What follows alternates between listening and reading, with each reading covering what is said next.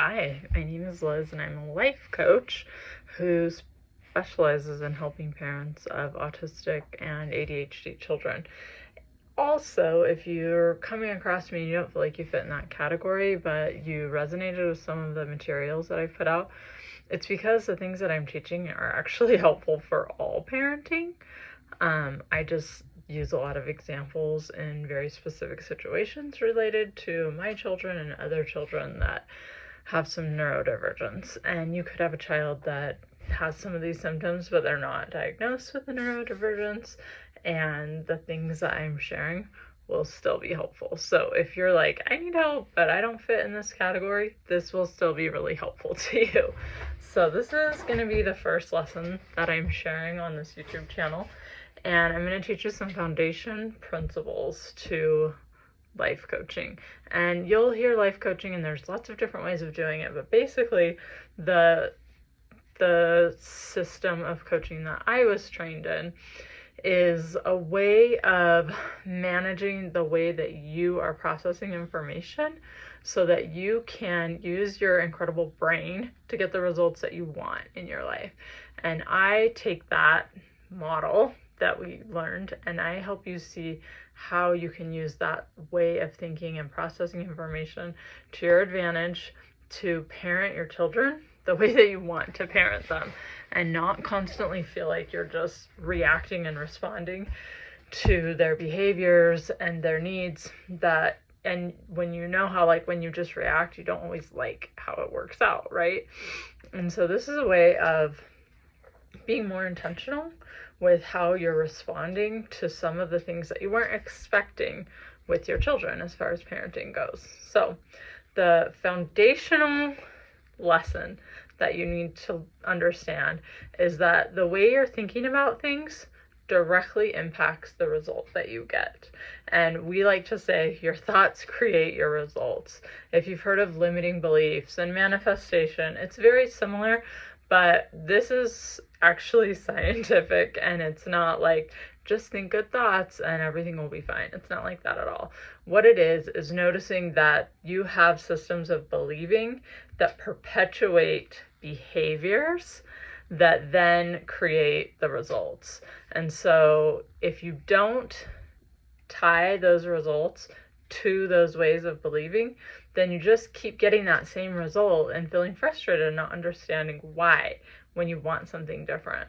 So what we do is we like to go back and try to figure out, you'll have this whole situation that you'll explain to me, like, my kid doesn't listen. Every time I ask them, they don't listen, and I can't get them to do anything, and they just sit around, and we get in fights because I can't get them to do anything that they need to do, and I'm worried that they're going to be blah, blah, blah, So what we do as a coach is we try to help you figure out what part of that story, we call everything a story because there are very few like hard facts. Most of our experience is just how we're interpreting it, right? And that doesn't mean it's bad. That doesn't mean it's made up or anything. It's just your perspective of what's happening. And we want to differentiate that between facts because you don't feel like you can change a fact, right? If it's like, my child will never do something that I ask, and that's a fact, you just, there's nothing you can work with there, right? But if you know that it's a story, that this is the story I'm believing right now, that my child doesn't do what I asked when I asked them to do something, and we get into a fight about it, right? And that is what's true for you right now. So we kind of want to take that apart and figure out what part of that story is most painful for you.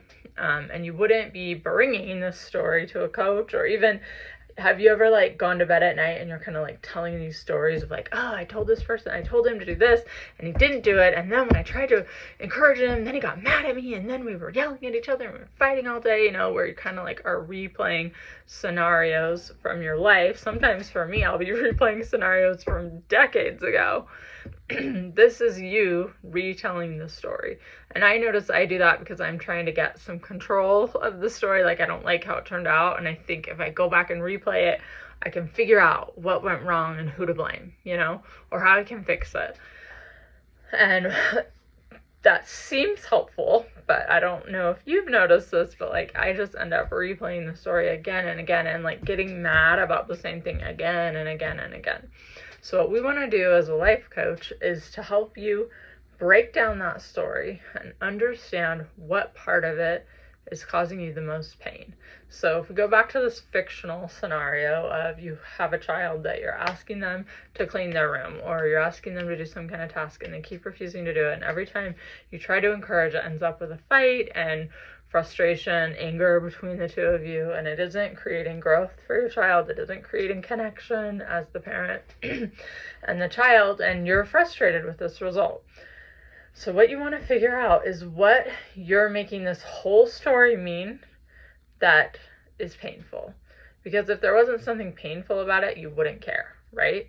You know how like the dad will sometimes, I don't know if this is true in your relationship, but in my relationship, something will happen sometimes with my husband, and it's the exact same thing that happened with me, and it doesn't bother him at all. He does not care at all. And it's not because he doesn't care about our kids. It's just the way he's perceiving it. The story that he's telling about that is totally different, and it's one that doesn't cause him pain. He doesn't see any need to fix it. He doesn't take it personally. Just for some reason, his brain interpreted that story in a way that didn't cause him any pain. So that's what we want to figure out. Like, what's the pain point that your brain is holding on to? Because as long as it's holding tight to that story, you're going to keep getting that same result. Because it has a belief. It's taken that story to support or craft a belief that is now motivating how you respond and how you act. So our beliefs, our thoughts, our beliefs, they create emotions in us, and our emotions or feelings fuel our behaviors, and the behaviors create the results. So if we go back to this example of the child that the parents say, you're the mom, you're the dad, and you're trying to get your kid to do something and get into this cycle, that's your story. So what is the belief? What is the thought that is causing you the most pain? I would guess in a scenario like this, it's something like my kid doesn't respect me, or my kid's never going to be successful, or my kid never does what I want them to, or, you know, it could be a huge variety of things. I'm just thinking about in my own personal experience, what kind of thoughts I might have to drive a scenario like that, a story. So when you know what that belief is, and it might take some trying. You could be like, is it that I'm worried about them? Like, I think they're going to be a failure in life. You'll know. Once you pinpoint it, you'll know right away, because it's usually a really like raw and tender feeling. So once you figure out what that belief is that's creating, and sometimes if you know there's a feeling or an emotion that you're experiencing, so that can help you figure out, like, what am I believing that's creating that feeling or emotion? You know, like if you get in that scenario and you're like really panicked or really angry or really like worried, you know, like what am I thinking that is creating that emotion? So you're kind of working backwards here. You already have the result. You know how you behave to create that result. What were you feeling?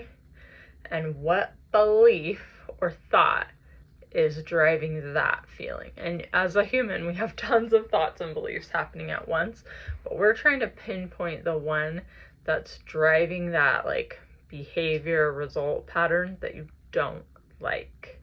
So just try to pick one, and you could have a feeling, and it could be a lot of thoughts are driving that same feeling, but we're just going to try to pick one that we don't like, that when we think it creates this panic or anxiety or worry or frustration or anger or whatever that feeling is that is driving that cycle, that story that we'd like to change. And I don't want you to get stuck on the change part, because in this foundational process where you're learning how the way your brain works and these stories and how they're kind of driving these interactions, I don't want you to get stuck on the change part. I want that for you if that's what you want, but when we're forcing change or we're only focused on trying to change, we miss the process. And the process is noticing, being aware of these beliefs, because you can't change them. until you're aware of them.